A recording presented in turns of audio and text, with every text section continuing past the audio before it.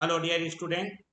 CGBSE Chhattisgarh board कक्षा 12वीं के गणित विषय में जो विगत 6 वर्षों में बोर्ड द्वारा आयोजित परीक्षा हुई है, उस परीक्षा में के जो प्रश्न पत्र होते हैं उसमें विभिन्न प्रकार के सेट होते हैं, जैसे कि हमारा A, B और C।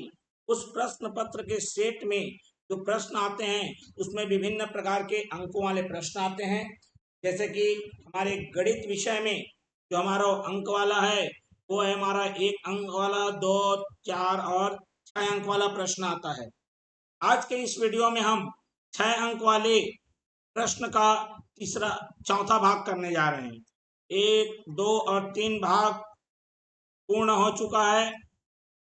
आज के हमारे चौथा भाग हम लोग करने जा रहे हैं इस वीडियो में।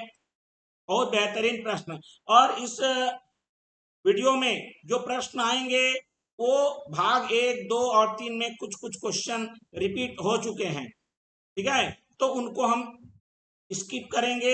वो वाला जो प्रश्न है आप पुराने वीडियो से आप देखेंगे। हम बताएंगे कि कौन सा जो प्रश्न है पिछले वाले वीडियो में हमने बहुत बेहतरीन तरीके से एक्सप्लेन कर दिया है, उसके बजाय हम दूसरे प्रश्नों में हम उस समय को लगाएंगे, ठीक है। अब ये वीडियो आपको अच्छा लगे तो लाइक शेयर जरूर करिए, और हमें कमेंट बॉक्स में जरूर लिखिए कि ये वीडियो आपको कैसा लग रहा है। चलिए, जो वीडियो हमारा पुराना नहीं देख पाए बच्चे वीडियो को, उनके लिए लिंक डिस्क्रिप्शन बॉक्स में हमने अवेलेबल कर दिया है, वहां से आप देख सकते हैं। तो चलिए, समय न गंवाते हुए बिल्कुल वीडियो की शुरुआत करते हैं। लाइक शेयर करके सब्सक्राइब कर लीजिए चैनल को। बिल्कुल, चलिए बढ़ते हैं। तो फिर देखिए, अब ये लग रहा होगा सर पहले से लिखा। ये पहले से लिखा नहीं है, ये वही प्रश्न है जिसकी मैं बात कर रहा था। समझ रहे हैं बात को? अब यहाँ पर लगा हुआ कि सॉल्यूशन सर ये तो वही नहीं है जो आप है, लेकिन इसका उत्तर तो वही आ रहा है जो हमको चाहिए। फिर क्या कारण है कि प्रश्न अलग दिख रहा है, हमारी शुरुआत तो अलग हुई है? ऐसा कुछ भी नहीं है। देखिए, मैं इस प्रश्न का जो मूल रूप है उसको हमारा यहाँ पर मैं इस मुकाम पर पहुंचा देता हूं, और कैसे फिर पुनः ये पूरा ऐसा हमारा सॉल्यूशन चलते हुए अंत तक बनेगा।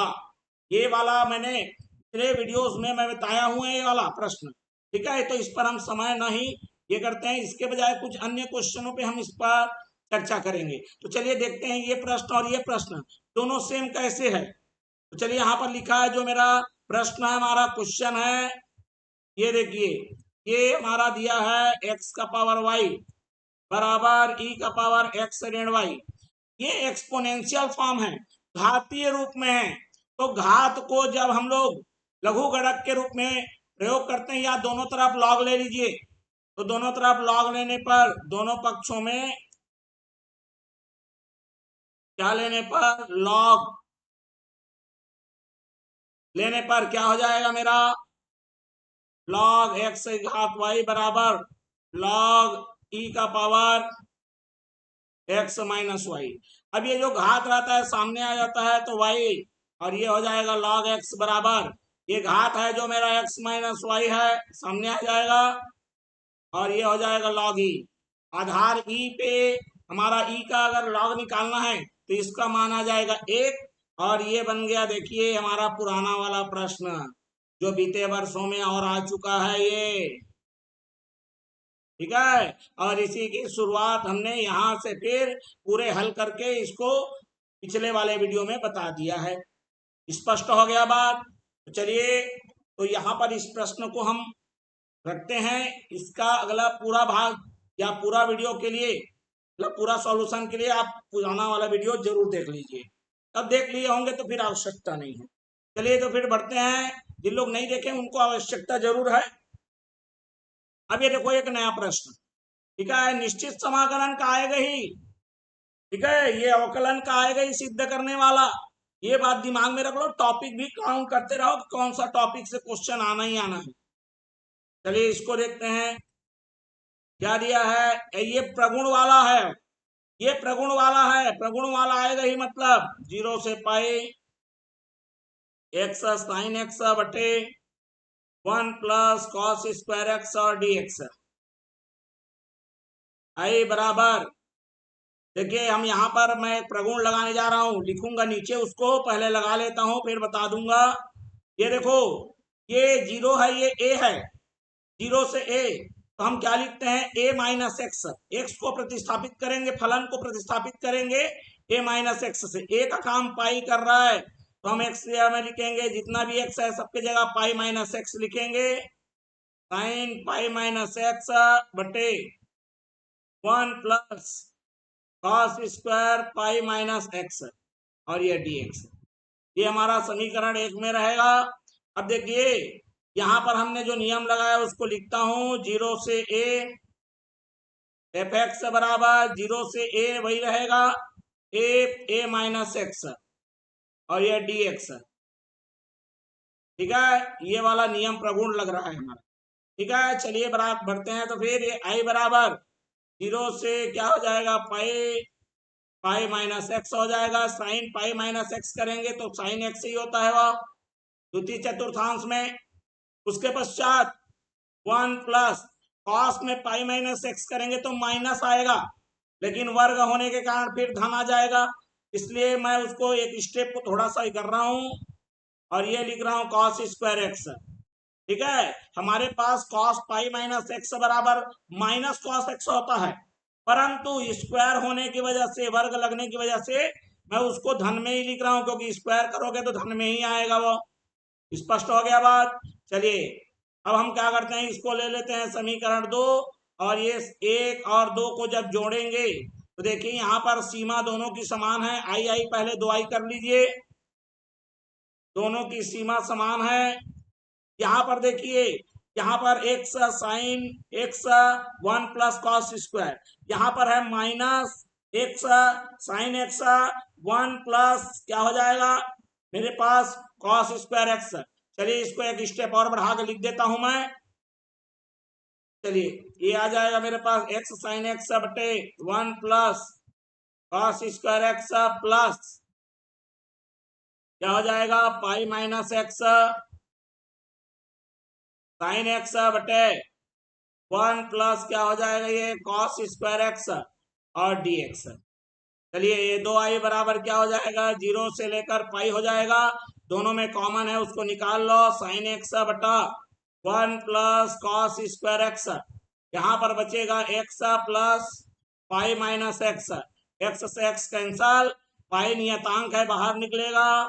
2 आई बराबर पाई, 0 से लेकर पाई, फिर मेरा आ जाएगा साइन एक्स बटे 1 plus cos square x dx। स्पष्ट हो गया बात।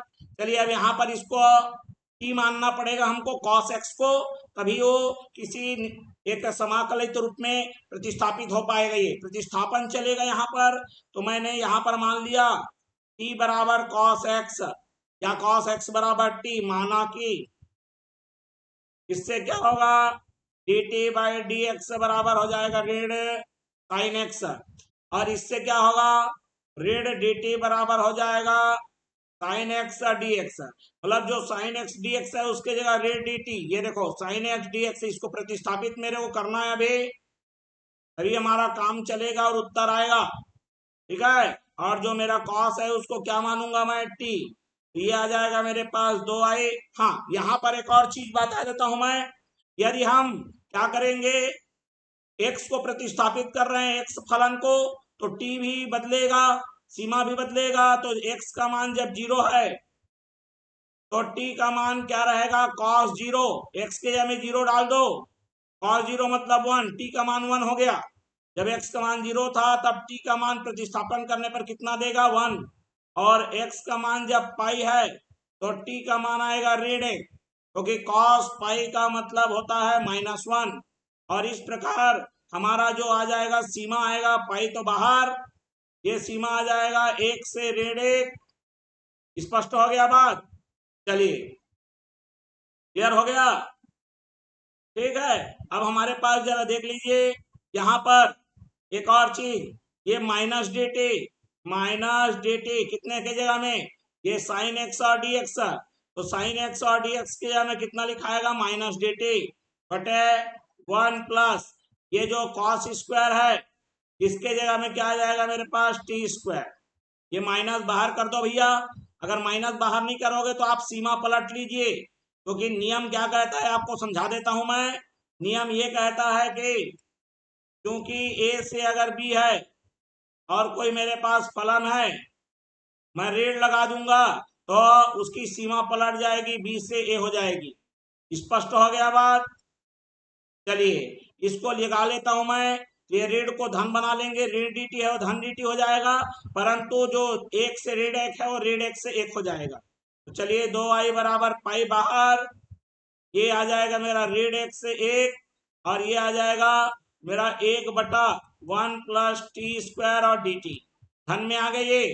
अब ये हमारा 1/1 धन टी स्क्वायर ये टेन इनवर्स का है, तो ये आ जाएगा 2i बराबर पाई, और ये आ जाएगा मेरे पास टेन इनवर्स एक्स, एक्स नहीं है टी है, प्रतिस्थापित हो गया है। और उस टी की जो सीमा है वो कहां से कहां तक है जरा देख लीजिए। उस टी की जो सीमा है वो हो जाएगी हमारे ऋण एक से धन एक बार टी के जगह 1 रखो, एक बार -1 रखो, तो 2i बराबर पाई रहेगा। ये आ जाएगा tan inverse 1 minus tan inverse -1, ठीक है। चलिए ये आ जाएगा 2i बराबर पाई, टेन इनवर्स 1 का मतलब होता है पाई/4, बीच में माइनस लगेगा, लेकिन टेन इनवर्स -1 है, ये माइनस पाई/4 देगा, माइनस माइनस क्या हो जाएगा प्लस पाई/4। और इस तरह से 2i बराबर पाई, एक ही चीज दो बार है, कौन दो बार है, पाई/4 कितने बार है, दो बार, इसलिए 2 से गुणा कर लिया, 2 से 2 कट गया, i बराबर आ जाएगा पाई²/4। आई हमारा क्या था, ये जो प्रश्न था वही तो आई था। चलिए लिख लीजिए समाकलन 0 से लेकर पाई x साइन x बटे 1 plus cos square x dx बराबर आ जाएगा पाई²/4, और ये हमारा अंतिम उत्तर आ जाएगा। स्पष्ट हो गई बात, बिल्कुल। चलिए बढ़ते हैं तो फिर अगले के लिए। ये देखो अब आ गया हमारे पास समाकल के अनुप्रयोग से आएगा ही आएगा, और जबरदस्त प्रश्न आया है, ये बहुत बेहतरीन प्रश्न है ये, ठीक है। देखते जाए, बहुत सेलेक्टेड क्वेश्चन है पूरे जो पिछले वर्षों में आए हुए हैं ये प्रश्न सब।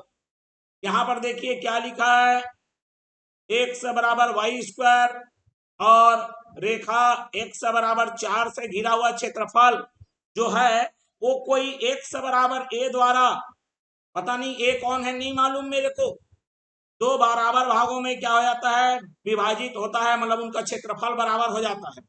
तो चलिए इसका मैं चित्र दिखा देता हूं, और इसकी चित्र कुछ इस प्रकार बनेगी। ये देखो, चलिए मैं इसको वहां ले आता हूं ताकि आपको अच्छे से समझ में आए। चलिए ये देखिए, मैं यहाँ साइड में इसको रखता हूं ताकि आप देख सकें अच्छे से। ये देखिए मैं यहाँ पर दिखाता हूं, ये जो आपका लाल वाला दिख रहा है ये आपका वक्र परवलय है जो कि x बराबर वाई स्क्वायर को दिखा रहा है। दूसरा ये जो नीला लाइन दिख रहा है आपको ये x बराबर 4 है, x बराबर कोई संख्या होती है मतलब y अक्ष के, ये मेरा y अक्ष है और ये मेरा x अक्ष है, ठीक है। अगर x बराबर कोई संख्या लिखी हुई है मतलब y के समांतर उतनी दूरी पर 4 पर जा रही है। अब ये पता नहीं x बराबर a है, मतलब इतना बात तो समझ में आ गया y के समांतर लेना है, लेकिन कहां पर ऐसे जगह लेना है, ये जो क्षेत्र घिरा हुआ दिख रहा है आपको, ये समझ रहे हैं बात को, ये दो बराबर हिस्से में टूटना चाहिए, समझ रहे हैं बात को। तो ये मैं ले लिया x बराबर a, तो x बराबर a मतलब मैं मान लेता हूं कहीं पर कोई बिंदु a है। अब ये जो है दो क्षेत्र में बढ़ गया, ये दोनों क्षेत्र का क्षेत्रफल क्या है बराबर आ रहा है किसके द्वारा, x बराबर a द्वारा। तो चलिए फिर स्टार्ट करते हैं। तो यहां से यहां का एक क्षेत्रफल लूंगा मैं, इसको मानूंगा dx, और एक क्षेत्र यहां से लूंगा मैं, ये दूसरा क्षेत्र, दोनों का क्षेत्रफल बराबर करूंगा, और मैं एक बार सीमा लूंगा 0 से लेकर कहां तक, a तक, और दूसरा सीमा लूंगा मैं a से लेकर 4 तक। इन दोनों सीमा के अंतर्गत, दोनों सीमाओं के अंतर्गत जो हमारा क्या आएगा, क्षेत्रफल आएगा वो बराबर होगा, क्योंकि प्रश्न में दिया गया है, ये मैं अपने मन से नहीं कह रहा हूं। तो चलिए इसका चित्र को मैंने समझाया, मेन इसका चित्र होता है, चित्र आप समझ गए तो आपसे बनेगा। चलिए इसको मैं ले लेता हूं y1 और इसको ले लेता हूं y2। तो इसका मतलब मेरा 0 से लेकर a, इसका y1 dx बराबर आ जाएगा 0 से लेकर a से लेकर 4 तक। दूसरे वाली की जो सीमा है ना, वो a से लेकर कहां तक है, 4 तक है, क्योंकि इतना क्षेत्रफल को बस लेना है। और ये a से शुरू हो रहा है, 4 पे खत्म हो रहा है, तो a से लेकर 4 तक y2 dx। चलिए इसको हल करते हैं और a का मान निकालते हैं। y1 क्या है, यहां पर y1 वही है जो y2 है, वक्र दोनों के लिए सेम है। देख लो ये जो वक्र आपको दिख रहा है ना, यही वक्र है। यहां से y का मान प्रतिस्थापित करिए और y का मान आ जाएगा √x dx बराबर, अब लगेगा सर दोनों तरफ कट जाएगा। अरे नहीं कटेगा भैया, क्योंकि सीमा अलग अलग है। देख लो तो ये आ गया a से लेकर 4 तक √x dx, उनका समाकलन समान होगा लेकिन सीमा अलग अलग होगी। चलिए इसका आ जाएगा मेरे पास x का घात 3/2 बटे 3/2, सीमा लगाओगे आप 0 से लेकर a बराबर, यहां पर आएगा वैसी x की घात 3/2 बटे में 3/2, सीमा लगाओगे a से लेकर 4 तक, 3/2 दोनों तरफ है, नियतांक है, कट जाएगा। अब आप यहां पर एक बार a रखोगे एक बार 0, तो a की घात 3/2 ऋण 0 की घात 3/2, इधर आप एक बार 4 रखोगे तो 4 की घात 3/2 और ऋण क्या हो जाएगा, a की घात 3/2। स्पष्ट हो गया बात। चलिए तो फिर बढ़ते हैं और ये बनेगा कैसे देखते हैं। ये आ जाएगा मेरे पास, ये ऋण है, इधर आके धन हो गया, तो सेम चीज आपको डबल बार मिलेगी, 2 बार। तो 2 a की घात 3/2 बराबर, यहां पर आ गया 4 की घात 3/2 का मतलब होता है 8। ठीक है, 2 एकम 2, 2 चौक 8। अब लगेगा सर 8 कैसे आया, देखो 4 को लिखोगे 2 की घात 2, उस पूरे की घात 3/2, 2 से 2 कटेगा, 2 की घात 3 माने 8 हो जाएगा। स्पष्ट हो गया बात। चलिए अब यहाँ पर जब हम लोग घात को पक्षांतर करते हैं तो उसका व्युत्क्रम ले लेते हैं। तो यहाँ पर मेरे पास जो a की घात 3/2 है, दूसरे तरफ आएगा तो a बराबर हो जाएगा 4 की घात 2/3, और इस प्रकार a का मान प्राप्त हुआ। ये हल नहीं होगा, और हल करोगे तो ये कितना आएगा, इसे देख लीजिए। ये आ गया मेरा 4 का वर्ग माने 16, और उस पूरे की घात 1/3, जिसको हम लोग 2 घनमूल 2 लिख सकते हैं। घनमूल है ना, वर्गमूल नहीं है यहाँ पर, देख लो ऐसा लिख सकते हो आप चाहो तो। क्यों, क्योंकि 16 को लिखोगे 2 गुणित 2 गुणित 2, ये 3 का जोड़ी बना, इसलिए ये 2 बाहर आ जाएगा, और घनमूल में ये 2 हमारा क्या हो जाएगा, अंदर ही रहेगा। स्पष्ट हो गया बात।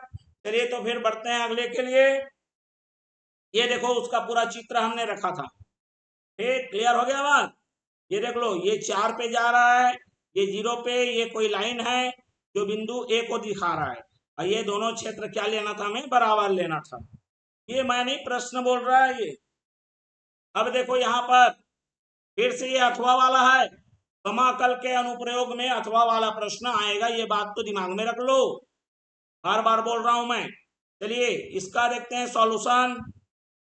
तो इसका चित्र चाहिए हमें, बिल्कुल चाहिए, तो पहले चित्र दिखा देता हूं। ठीक है, देखो x² plus y² eight x, ये वृत्त का समीकरण है, वृत्त बनेगा, और ये हमारा परवलय बनेगा। ऐसे बनेगा, जरा देख लीजिए, और x अक्ष का ऊपर वाला लेना है। ठीक है, चलिए तो फिर मैं चित्र दिखाता हूं। ये देखिए चित्र कुछ इस प्रकार बनेगा इसका, और इसको मैं उधर लेके आता हूं ताकि हमको समझने में आसानी हो। ठीक है, चलिए ये देखिए मैं कॉर्नर में यहाँ पर रख दे रहा हूं, आप देखिए इसे चित्र को। ठीक, तो इसका जो केंद्र है वो हमारा क्या आ रहा है, इसका केंद्र है वो 4 है। ठीक है, देखो ये लाल वाला है, ये परवलय का है, जो कि y² बराबर 4x को दिखा रहा है। और ये जो वृत्त नीला है X square plus Y square बराबर 8x को दिखा रहा है। ठीक है, चलिए अब सबसे पहले ये कटान बिंदु ढूंढना है। जब ये ऐसा कटेगा क्षेत्रफल, ये वाला जो ये लाल इधर का, इधर नीला और ये हरा, ये तीनों के बीच में जो क्षेत्रफल है इसी को निकालना है। तो यहाँ पर एक क्षेत्र हमारा ये लाल के माध्यम से बनेगा, मतलब परवलय के द्वारा, और एक क्षेत्र हमारा नीला अर्थात वृत्त के द्वारा बनेगा। ठीक है, तो हमको कटान बिंदु ढूंढना पड़ेगा। कटान बिंदु कैसे मिलेगा मैं आपको समझाता हूं। देखो एक समीकरण है मेरे पास X square plus Y square बराबर 8x। दूसरा समीकरण है वाई स्क्वायर बराबर 4x। इसको ले लो 1, इसको ले लो 2।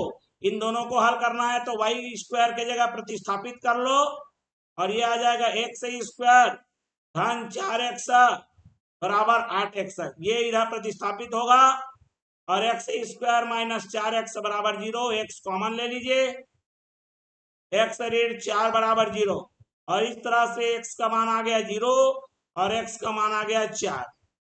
मतलब ये दो जगह काट रहा है, एक तो 0 पे काट रहा है और एक जो ये कटान मिल रहा है, ये कटान आपका कहाँ पर आ रहा है 4 पे। तो चलिए यहां से एक मैं लकीर बना देता हूं। ठीक है, अब ये दो भागों में क्षेत्र बढ़ गया है। एक क्षेत्र हमारा निकलेगा वो हमारा परवलय से निकलेगा और एक क्षेत्र हमारा, इसका मैं बहुत जबरदस्त शॉर्टकट बताऊंगा। अगर यही प्रश्न कंपटीशन वगैरह में आ जाए तो आपको कैसे बनाना है करके। ठीक है, चलिए यहाँ पर देख लीजिए।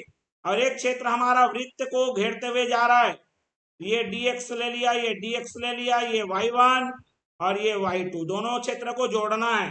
तो चलिए सीमा अलग अलग होगी। तो इसका अब अंतिम हमारा अलजेब्रा मेथड यहाँ पर चालू और अभी तक चित्र के माध्यम से समझ रहे थे।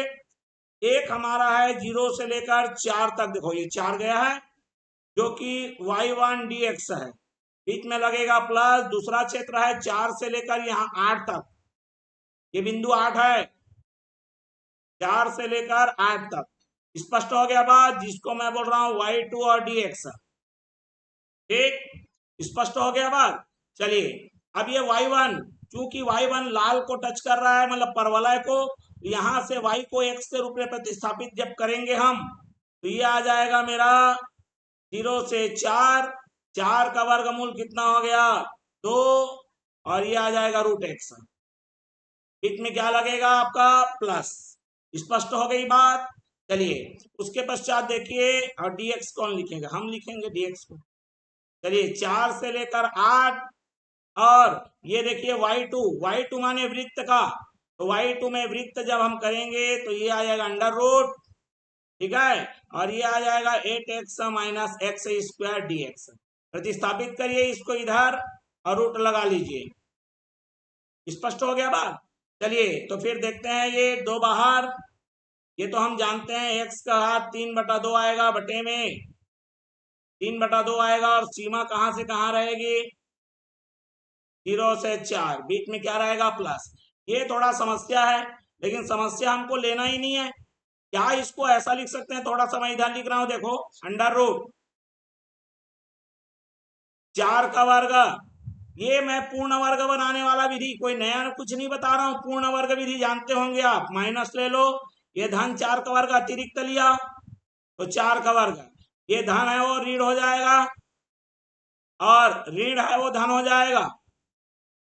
अरे मैंने कुछ नहीं किया है, ये देखो ये हमारा जो x है उसका आधा लेते हैं तो 8 का आधा 4, उसी का वर्ग एक बार जोड़ देना है, उसी का वर्ग एक बार घटा लेना है तो वह पूर्ण वर्ग बन जाता है। तो ये आ जाएगा मेरे पास 4 का वर्ग ऋण, ये आ जाएगा x ऋण 4 पूरे का वर्ग, है ना। अब ये फिर से प्रतिस्थापित होगा, इसको t मानना पड़ेगा अभी, अभी तो कहानी पे कहानी है। चलिए अब देखो ये 4 आ गया, ये 8 आ गया, ये वर्गमूल आ गया, 4 का वर्ग आ गया, ये x ऋण 4 का वर्ग आ गया और ये dx आ गया। अब यहाँ पर हम लोग x ऋण 4 को क्या मान लेंगे t, तो dx बराबर dt हो जाएगा। बहुत अच्छी बात है, लेकिन यहाँ पर बिल्कुल भूलना नहीं, x का मान जब 4 था तो टी का सीमा 4 ऋण 4 क्या हो जाएगा 0, और x का मान जब 8 था तो t का मान क्या हो जाएगा 8 ऋण 4 4 हो जाएगा। तो जब t के रूप में प्रतिस्थापित करेंगे, चलिए इसको मैं हल करता हूं।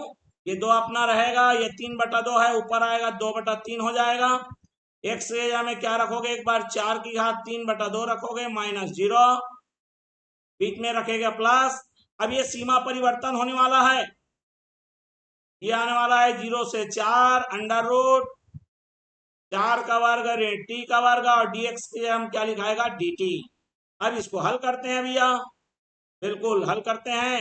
क्या प्राप्त हो गया, 2 दूने 4 हो गया, बटे में 3 आ गया।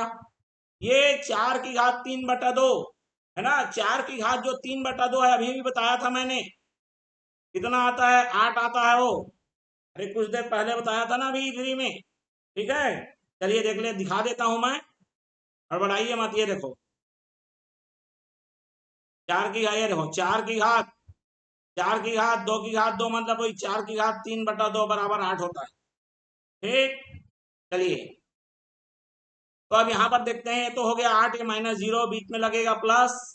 ये देखो ध्यान से समझना मेरी बात को, ये आपका जब हमारा वृत्त का क्षेत्रफल निकालते हैं तब हमारा सूत्र लगता है, और ये आ जाएगा मेरा t/2, t/2, ठीक है। t के बटे में 2 x रहता है तो x/2 लिखते हैं, अंडर रूट जो प्रश्न है मेरा और लिखाए गए प्लस a²/2। a के जगह में कौन आ रहा है मेरे पास, a के जगह में आ रहा है मेरे पास 4, तो a² माने 4 का वर्ग बटे 2, ये साइन इनवर्स x/a, x का रूप हमारा t ने ग्रहण कर लिया है 4। सीमा कहां से कहां लगाएंगे आप, 0 से लेकर 4 तक। चलिए मैं सूत्र को लिख देता हूं यहां पर ताकि आपको समझ में आए, समाकलन 0 से लेकर, ठीक है, खाली समाकलन लिखता हूं, सीमा वाला नहीं। सीमा तो आप अपने बाद में लगाते हैं। हमारे पास under root a² - x² dx रहे, तो इसका आएगा x/2 under root a² - x² plus a²/2 sine inverse x/a। ये समाकलन होता है भैया, इसको यही सूत्र मैंने यहाँ पर लगाया, x से 8 हो गया है बस। अब इसको देखो 4 8 कितना हो गया 32/3, बीच में प्लस, ठीक है। चलिए अब मैं आपको यहाँ पर समझाता हूँ। ये देखो एक बार टी के जगह में 4 रखोगे, ये 4 का वर्ग टी के जगह में 4 का वर्ग, 4 का वर्ग 4 का वर्ग 0 हो जाएगा। तो पहला वाला क्या हो गया हमारा पास 0, बीच में क्या लगा है प्लस, साइन इनवर्स टी के जगह में 4 रखोगे तो 4/4 मतलब 1, तो ये आ जाएगा मेरा 16/2, 4 का वर्ग 16 होता है, 16/2, और ये साइन इनवर्स क्या हो जाएगा 4/4 मतलब 1 हो जाएगा। ये तो पहले भाग जब 4 रखे, तो अभी मेरे को 0 रखना है, यहाँ टी के जगह 0 रखोगे तो ये पूरा 0 आएगा भैया, एक प्लस यहाँ टी के जगह 0 रखोगे, साइन इनवर्स 0 मतलब 0 रहता है। ठीक, तो ये आ जाएगा 8 बार में जाएगा ये, साइन इनवर्स 1 का मतलब होता है π/2, तो ये 32/3 धन 8 गुणित, ठीक है, ये आ गया π/2, 2 एकम 2 चौके 8। अभी आ जाएगा फाइनल आंसर 32/3 प्लस 4π। अब यहाँ पे मैं जो टेक्निक बताने वाला था, ये देखो आप वृत्त को ध्यान से देखिए, इस वृत्त की त्रिज्या 4 आ रही है, दिख रहा है 4, ये दिख रहा है 4, तो पूरे का क्षेत्रफल क्या होता है पाई, आर का वर्ग माने 4 का वर्ग, कितना आ गया 16π। लेकिन मात्र देखो इस क्षेत्र को देखो, ये नीला वाला को, ये मात्र इतना ही क्षेत्र है, मतलब उसका चौथाई, तो बटे में 4, ये 4π। तो आपका जो ऑप्शन वाला आएगा, कोई कंपटीशन में बैठेंगे और वहां पर ऑप्शन दिखेगा और ये 4π दिखा तो समझ जाना, समझ रहे हो बात को, कि यही हमारा राइट आंसर है, वहां पर ऐसे सॉल्व किया जाता है। क्लियर हुआ। चलिए तो फिर बढ़ते हैं अगले के लिए। ये उसका चित्र था भैया, ठीक है, ये देख लो यहाँ से देखो 4 में ये विभाजित हुआ है, इसीलिए मैंने 0 से 4 लिया, फिर 4 से 8 लिया, स्पष्ट है। चलिए अब यहाँ पर जरा देख लो इसको, ये वाला प्रश्न समतल का समीकरण है, जो कि सदिश रूप में दिया गया है और उसका सदिश समीकरण ही निकालना है। तो ऐसा नहीं है कि आप सदिश समीकरण ही निकालना है, वो तो अच्छी बात है, लेकिन सदिश रूप में रख कर ही निकालना है ऐसा कोई जरूरी नहीं बोला है। तो हम यहाँ पर आपको एक मेथड बताएंगे, अदिश रूप से सदिश रूप में हम कैसे, या कार्तीय रूप से सदिश रूप में कैसे बनाना है वो भी समझाएंगे। चलिए देखिए, हमारा समीकरण कुछ इस प्रकार का दिया हुआ है। इस समीकरण को आप पहले सदिश रूप में लिख लीजिए। तो ये मेरा हो गया vector are I plus J plus के बराबर 6 और vector R dot 2i plus 3j plus 4k बराबर ऋण 5। और ये ट्रिपल 1 1 1 1 ये बिंदु से गुजर रहा है। मैं पूरा एक एक चीज समझाऊंगा अभी। चलिए इसको पहले कार्तीय रूप में निर्धारित कर देता हूं। तो जब भी सदिश रूप को कार्तीय रूप में आप प्रतिस्थापित करेंगे तो आई जे और के जगह क्रमशः एक्स वाई और जेड रख लीजिए। ये प्लस 6 इधर आके माइनस 6 बराबर 0 हो गया। एक समीकरण ये है। दूसरा समीकरण क्या है? दूसरा समीकरण ये है कि हमारे पास देखिए ये भी वैसी बनेगा और ये आ जाएगा 2x धन 3y धन 4z ऋण 5 इधर आके धन 5 बराबर 0 हो गया। अब ये जो दोनों, ध्यान से सुनेंगे, दो समतल हैं। अब मैं यहां पर चित्र बनाता हूं, देख लो। ये मेरा समतल एक, इसको ले लीजिए समीकरण एक, जो कि समतल एक है, जो कि हमारा क्या है, एक्स धन वाई धन जेड ऋण 6 बराबर 0। दूसरा हमारा समतल ये है, ठीक है, ये समतल दो है जिसका समीकरण दिया है 2x धन 3y धन 4z ऋण 5 बराबर 0। ये और इनका जो कटान है वहां से एक तीसरा समतल बन रहा है। ये समतल तीसरा अभी जिसका समीकरण निकलने वाला है, ये दूसरा समतल है हमारे पास, ठीक है। दो समतल से के कटान से जाने वाला तीसरा समतल, ठीक है। तो यहां पर लिख देता हूं मैं, दो समतल के कटान से जाने वाला समतल का समीकरण कैसे निकालते हैं। इस समीकरण को पहले लिख देते हैं, ठीक है, बीच में प्लस करके लेमडा लगा के दूसरा समीकरण को लिख देते हैं, ठीक है। और इस प्रकार आप कहोगे। अब किसी तरह से हमको यहाँ लेमडा निकालना पड़ता है। वो लेमडा कहां से निकलेगा मैं आप समझाता हूं। अब देखो यही तो ये तीसरा समीकरण है जिसको हमको निकालना है, इस समीकरण को। और ये जो समतल पर कोई बिंदु है, ये जो समतल है कौन से बिंदु से जा रहा है, एक एक और एक, मतलब चलिए इसको इधर मैं बना देता हूं ऐसा, और इसी पर है मेरा एक एक और एक, ठीक है, तीनों एक यहीं पर हैं। मतलब क्या समझे आप, ये बिंदु इस समतल पर स्थित है, अर्थात यह बिंदु, जो बिंदु हमारा कौन, बिंदु एक एक एक समतल को संतुष्ट करेगा। क्यों करेगा? क्योंकि वह बिंदु समतल पर स्थित है। संतुष्ट करने का मतलब है कि अज्ञात राशि मेरा एक्स वाई जेड के जगह में रखेंगे तो लेफ्ट साइड और राइट साइड आपका बराबर दिखेगा, उसी को बोलते हैं संतुष्ट करना। तो चलिए एक्स वाई जेड की जगह रखिए, तो यहां जाएगा मेरा एक धन एक ऋण 6 प्लस लेमडा, क्या जाएगा 2 गुणित 1 धन 3 गुणित 1 धन 4 गुणित 1 ऋण 5 बराबर 0। और ये आ जाएगा ऋण 3 धन 14 लेमडा बराबर 0, और लेमडा का मान आ जाएगा 3/14। इसी तरह लेमडा मान निकल गया। अब इस लेमडा के मान को क्या करिए, आप समीकरण में रखिए, है ना। तो यहां पर लिख देता हूं लेमडा का मान, यहां पर समीकरण 3 में रखने पर क्या प्राप्त हुआ, एक्स धन वाई धन जेड ऋण 6 प्लस लेमडा के जगह में आ गया 3/14 2x धन 3y धन 4z ऋण 5, ये ऋण 5 नहीं है, धन 5 है, बराबर 0। ठीक है, यहाँ पर धन 5, बिल्कुल यहाँ ऋण 5 नहीं है, धन 5 है। ठीक, 2 3 5 और 4 9 5 14, ठीक है। ठीक है, चलिए अब यहाँ देखिए, ये 14 इधर लघुत्तम होगा, गुणा हो जाएगा तो ये आ जाएगा मेरा 14x धन 14y धन 14z ऋण 14 छका 84 धन, ये 3 सबके साथ गुणा होगा भैया, तो कितना आ जाएगा, 2 तिया 6x धन 3 तिया 9y धन 4 तिया 12z धन 3 पंचे 15 बराबर 0, और बटे में जो 14 है वो इधर 0 के साथ गुणा होकर 0 हो जाएगा।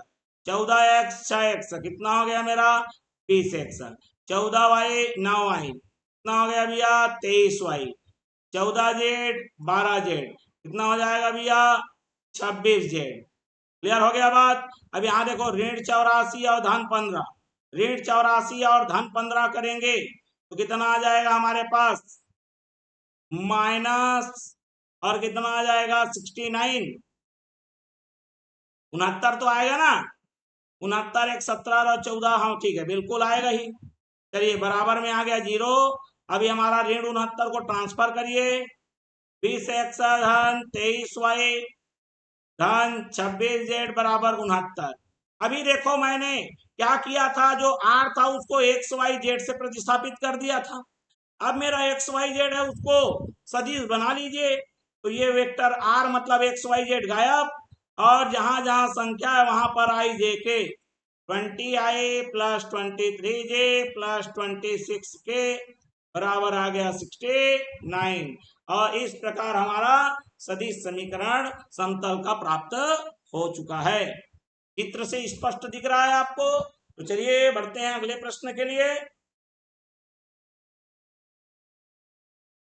अब ये देखिए प्रश्न को, ये प्रश्न हमारा फिर से आ चुका है। ठीक है, ये प्रश्न हमने पहले से कर लिया, ये प्रश्न पूरा हूबहू, डिजिट में कोई अंतर नहीं है, पूरा हमने एक एक प्रश्न को कर लिया था, इसीलिए इसका मैं सॉल्यूशन केवल लिख के पहले से रखा हूं, क्योंकि उसको पहले बना चुके हैं, पहला इसका वीडियो बन चुका है, तो उसमें अतिरिक्त आपको समय गंवाने की जरूरत नहीं है। जो विद्यार्थी देख चुके होंगे उन लोग फिर से इसको अगर चाहें तो रिपीटेशन के लिए देख सकते हैं, और जो नहीं देखे हो तो डेफिनेटली देखें इसे। स्पष्ट हो गया बात। ये न्यूनतम दूरी आपका, अगर आपको ये टेक्स्ट समझ में नहीं आएगा, लिखा हुआ समझ में नहीं आएगा, पिछला वीडियो लगा हुआ है, लिंक डिस्क्रिप्शन बॉक्स में, वहां से देख लीजिए। ठीक है, बिल्कुल, मतलब ये रिपीट हो रहा है, मतलब कुछ तो महत्वपूर्ण चीज होगा। ठीक, चलिए हूबहू है, डिजिट तक बदला नहीं है। चलिए तो फिर आगे बढ़ जाते हैं समय न गंवाते हुए। अब यहाँ पर देखिए रैखिक प्रोग्रामन का आएगा ही आएगा 6 नंबर के लिए, तो यहाँ पर z बराबर 3x धन 9y दिया हुआ है। यहाँ पर एक दिया है समीकरण, तो सबसे पहले समीकरण को हल करना पड़ता है, 1 2 3 और ये 4 5, टोटल 5 समीकरण दिए हैं। अभी तक जो प्रश्न बनाए थे हमने उसमें हमारे पास 2 2 था, दिक्कत नहीं होती थी, इस बार 3 वाला है। तो चलिए कैसे है और कैसे बनेगा इसको हम समझाते हैं। ठीक, एक पहला समीकरण को मैं लिखता हूं, क्योंकि समीकरण के बिना आपको सॉल्व नहीं होगा। तो मैं बताया था इसको बराबरी के रूप में लिखना है, x धन 3y बराबर 60। अगर नहीं दिख रहा होगा मैं लिख रहा हूं। ठीक है, इसके लिए क्या करना पड़ता है, आपको एक टेबल बनाना पड़ता है, सारणी बनानी पड़ती है, जिसमें हम लोग एक बार x और एक बार y को 0 0 ले लेते हैं, और दूसरे तरफ y और x का क्रमशः मान निकालते हैं।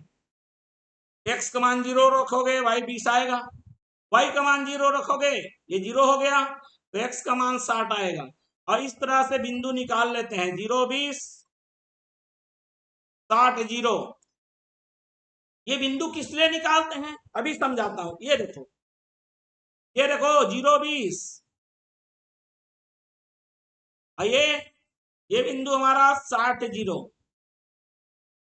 ये जो रेखा आ रहा है ये उसी का है भाई, x धन 3y बराबर 60 का है ये, समझ गए बात को।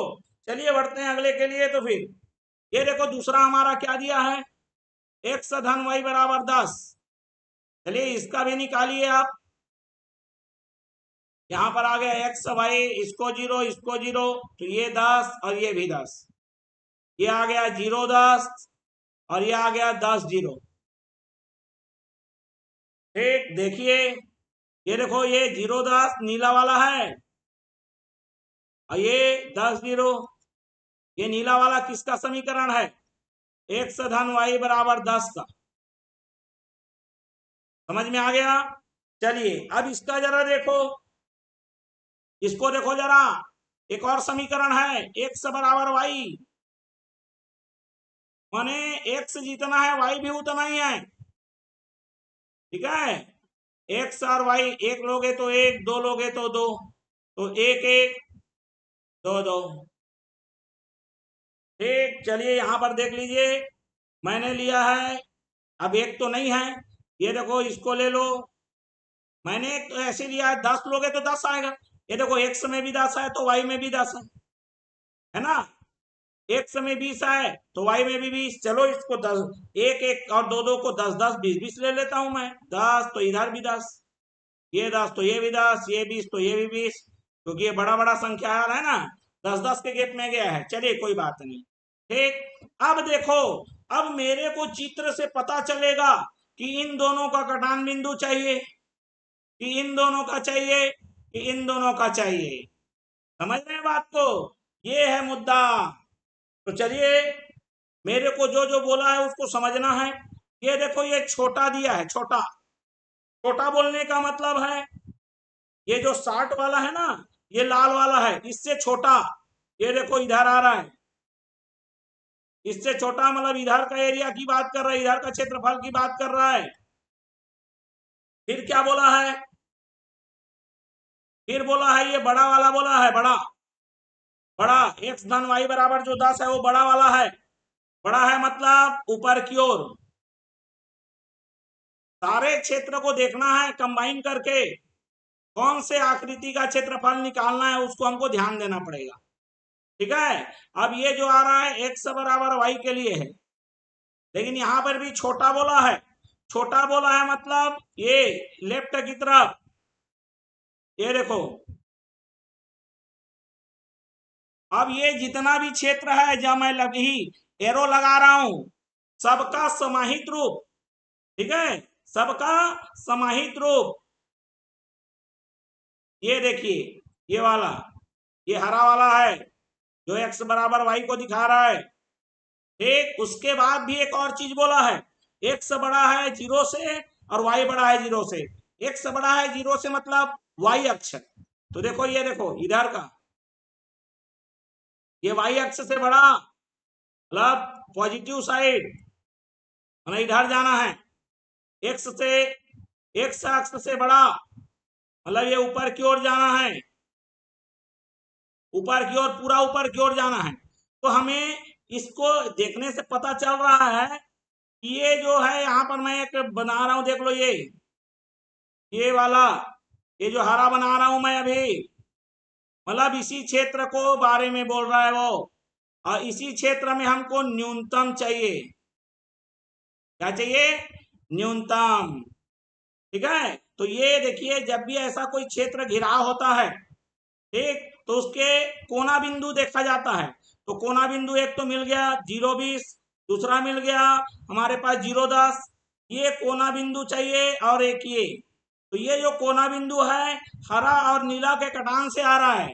हरा और नीला का कटान मतलब x धन y और x बराबर y, पहला एक इनको हल करना पड़ेगा, दूसरा हल किसको करना पड़ेगा, ये कटान बिंदु आया है लाल और हरा से, तो मतलब x बराबर y और x धन 3y बराबर 60, इन दोनों का कटान बिंदु।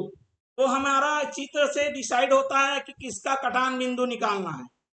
तो ये हमारा एक को ये निकालना पड़ेगा और दूसरा ये निकालना पड़ेगा कटान बिंदु। स्पष्ट हो गया बात। चलिए ठीक, तो यहां पर मैं ले लेता हूं समीकरण 1, इसको ले लेता हूं 2 और इसको ले लेता हूं 3। ठीक है, तो समीकरण 1 व 3 से, ठीक है, यहां से भी देख सकते हैं ये एक व 3 है हमारा, ये 2 वाला। ठीक, तो हमारा एक में था x धन 3y बराबर 60 और x बराबर y, तो x के जगह में y रख दीजिए, तो y और ये y, ठीक है, प्रतिस्थापित किए इसको, तो y धन 3y बराबर कितना हो गया 60, 4y बराबर 60, y का मान आ गया 15, y का मान 15 रखोगे तो x का भी तो मान 15 आएगा ना, 15 15 अभी मैं चित्र में दिखाऊंगा। ये बिंदु आ गया मेरा 15 15, एक कटान, मतलब एक कोना पॉइंट मिल गया हमको। दूसरा किसका किसका कटान निकालना है, x धन y बराबर 10 और x बराबर y, दोनों बराबर होना चाहिए, दोनों मिलके 10 होना चाहिए। क्या आएगा, 5 5 आएगा। चलो यहाँ पर y धन y बराबर लिख लो, कितना आ गया 10। कार्यक्रम को हम लोग बना लेते हैं पूरा। y का मान आ गया 5, तो x का भी मान तो कितना आएगा 5। बिंदु आपको क्या मिलेगा भैया, 5 5। ठीक, तो मेरे पास दो बिंदु 15 15 और 5 5 के हैं। तो देखो ये कटान बिंदु देखो आपको वैसे भी दिख रहा होगा, ये 5, इधर भी 5, ये बिंदु आपका दिखा 5 5। ये बिंदु को देखो जरा, यहाँ पे आ रहा है, देख लो ये 15 पे आ रहा है, तो ये कटान बिंदु 15 15। अब मेरे पास 4 कॉर्नर पॉइंट मिले, कोना बिंदु मिल चुका है। ठीक, और जेड का मान कितना निकालने को बोला है, जेड बराबर है 3x धन 9y, ये हमको निकालना है। 4 बिंदु है और उस चारों बिंदु में न्यूनतम कहां पर आएगा यही जानना है। चलिए इसको मैं मान लेता हूं a, इसको मान लेता हूं b, इसको मान लेता हूं c और इसको मान लेता हूं d। चलिए a का मान है मेरे पास 0 10, b का मान है 5 5, c का मान है 15 15 और d का मान है मेरे पास 0 20। आप मान को रखते जाइए, x गया में 0, 3 गुणे 0 धन 9 गुणे 10 बराबर आ गया 90, क्योंकि ये तो 0 हो जाएगा।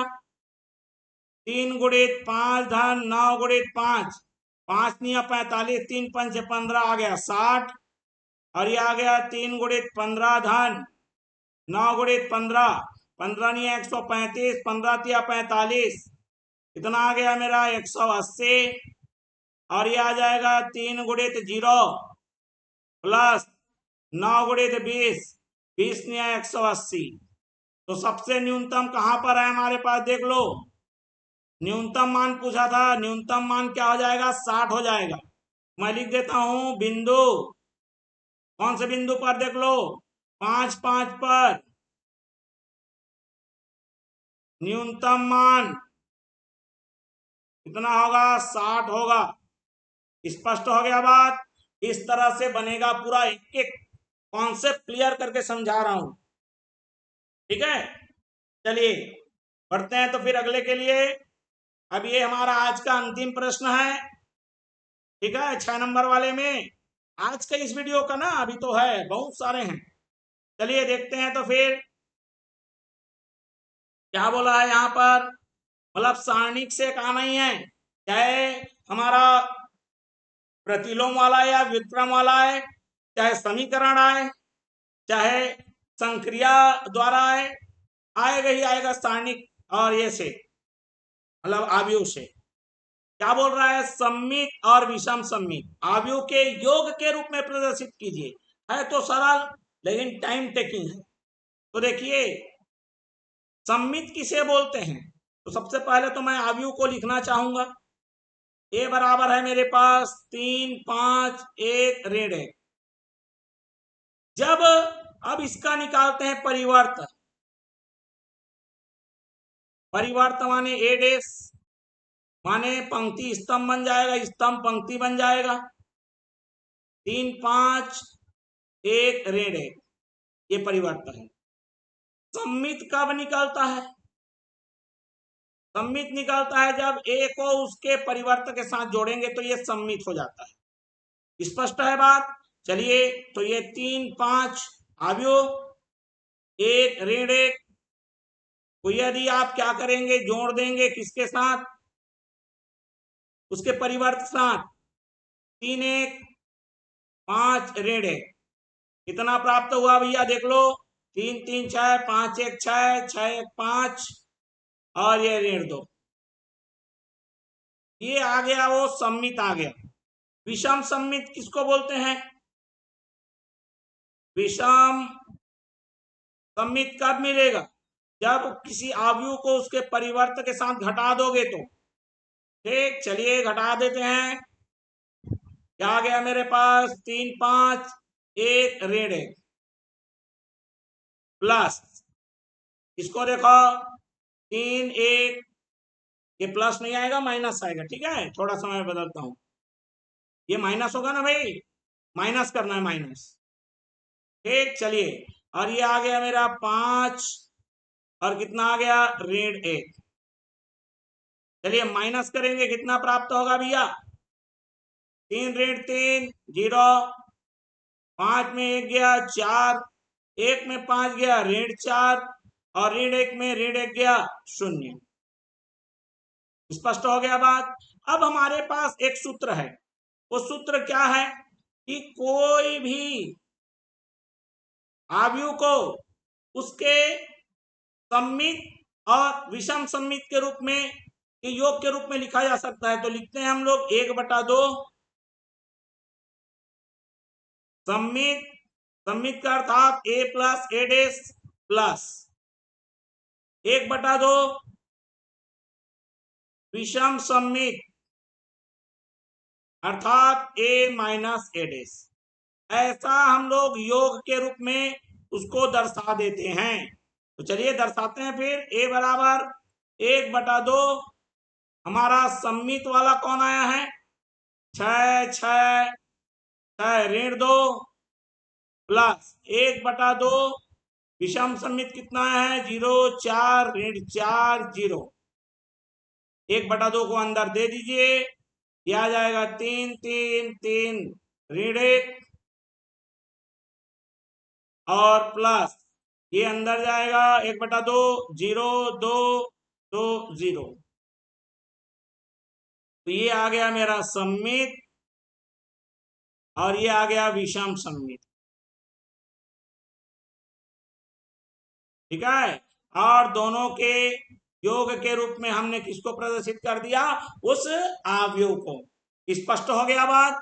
तो इस तरह से आज के इस वीडियो में हमने 6 अंक वाले प्रश्नों को हल कर लिया है। ठीक है, समय काफी अधिक हो गया है ये, अतः हम यहाँ पर इसको विराम देंगे। और आपने देखा होगा कि कैसे इसमें प्रश्न की पुनरावृत्ति हुई है। ये 6 अंक वाले पुनरावृत्ति में आते रहेंगे, आप करते आएंगे पूरा को, पूरे एक 6 नंबर वाले हर वीडियो को देख लेंगे, डेफिनेटली उसमें का आएगा। ठीक है, तो चलिए फिर ये वीडियो आपको कैसा लग रहा है आप कमेंट बॉक्स में जरूर अपनी राय लिखिए, सुझाव लिखिए, परामर्श लिखिए, और आपके विचार हैं क्या आपको चाहिए वो भी लिखिए। और आप चैनल में नए हैं तो चैनल को लाइक शेयर और सब्सक्राइब कर शेयर जरूर कर दीजिए, और भी बच्चों पर सब्सक्राइब कर बेल आइकन नोटिफिकेशन ऑन कर लीजिए, ताकि वीडियो कोई भी अपलोड होता है सर्वप्रथम आप तक नोटिफिकेशन के माध्यम से पहुंच सके। तो मिलते हैं अगले वीडियो में, तब तक के लिए धन्यवाद एवं नमस्कार। अपनी राय जरूर देंगे।